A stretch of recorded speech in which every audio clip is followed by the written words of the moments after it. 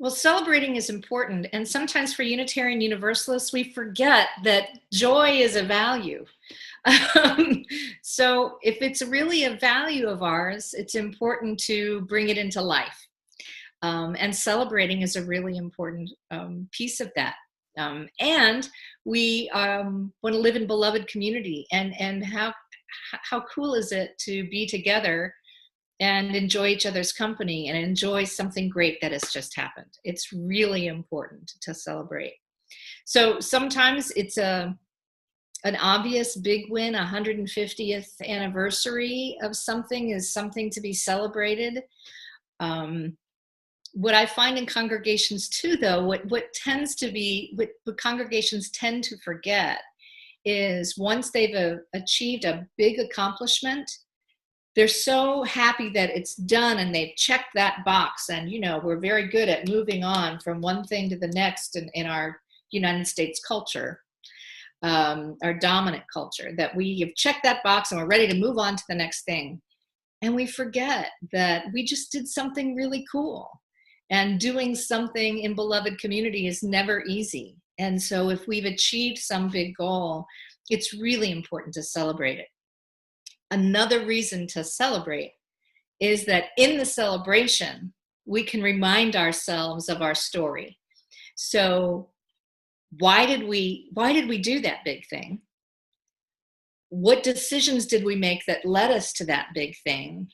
How did we get there? And oy, oy, oy, was it a crazy process? And the challenges we encountered and overcame is an amazing human story. So being able to retell or tell for the first time in a public way the full story is a way we can claim the achievement. And that becomes an important part of our identity as a congregation, of who we are. So it's important to lift up when things are good and when we have accomplished something, so that we can be beloved community together, so we can be joyful together, and so we can live that joyous value to the biggest extent we can.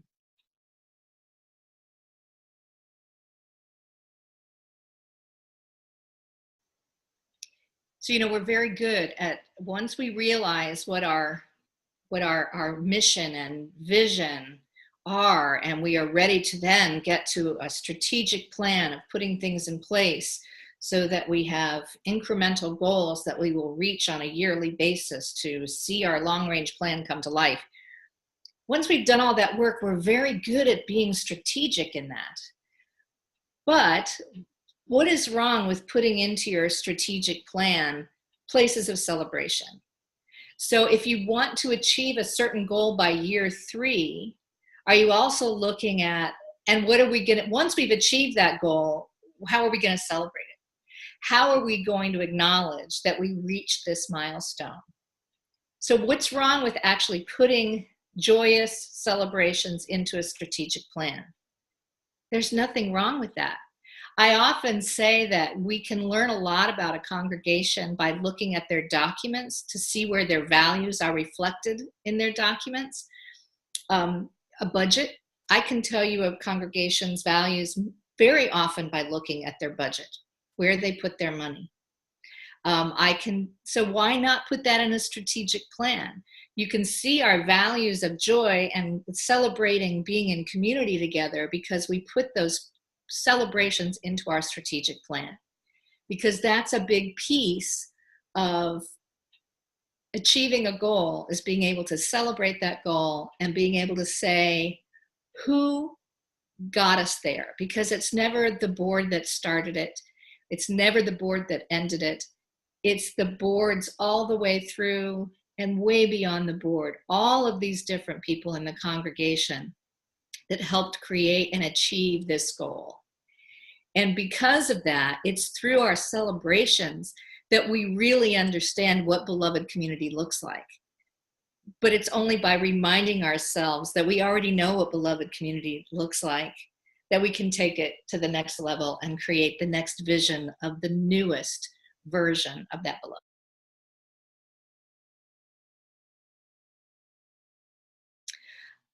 I was part of a congregation that at their annual meeting, they were very businesslike. That's not a bad thing, but it was part of their culture was just to be very, very businesslike. And their annual meetings, it happens once a year, and the leadership felt it was very important that they show that they knew what they were doing, and they handled it in a very businesslike way. Nothing wrong with that, but there was a shift that happened in the congregation. One of the leaders, I believe I was president at the time, and he was my vice president. He said that he thought it would be great if we took some of the mundane business pieces that really didn't need to be there in the business meeting and took them out because we could get that in the report.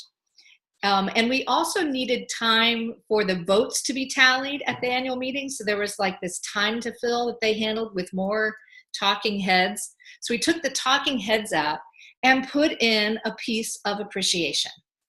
So it was really a way of showing our values in our annual meeting because we were being generous. So many times congregations ask me how to go from a culture of scarcity to a culture of abundance. And you can't just do that. You can't flip a switch and make that happen. It's in the little moments that really makes that happen. So my vice president was saying, let's be generous at our annual meeting and give them a gift of time, appreciate their time that they spend at the annual meeting. So while the votes were being tallied, we created this appreciation system where we would appreciate various people of the congregation.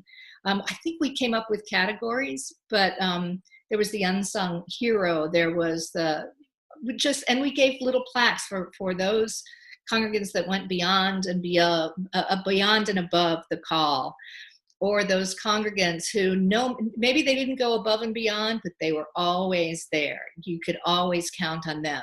So we created these awards in a way, but it was really our way of showing appreciation and gratitude and celebrating people who wouldn't normally be celebrated. So if you have a past president who's a president who's stepping down and is becoming a past president, it's normal to see that as a time to celebrate that person.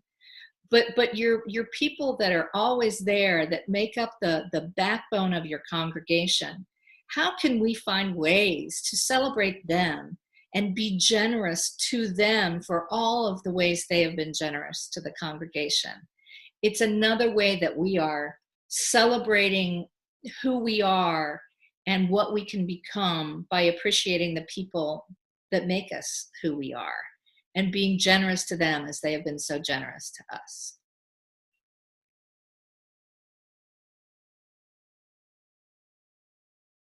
So when talking about celebrating the wins, I want you to really think about not only planning your celebrations, that's really important and really good to do that so that you do it well, but also there are the impromptu moments that come up that are worthy of celebration. It can happen in the craziest moments. Maybe it happens in an annual meeting, but it could happen spontaneously at a board meeting. There might be something that has been hanging over the board's head, and somebody just mentions, oh, by the way, I finally got the phone call from the bank, and that thing is no longer pending.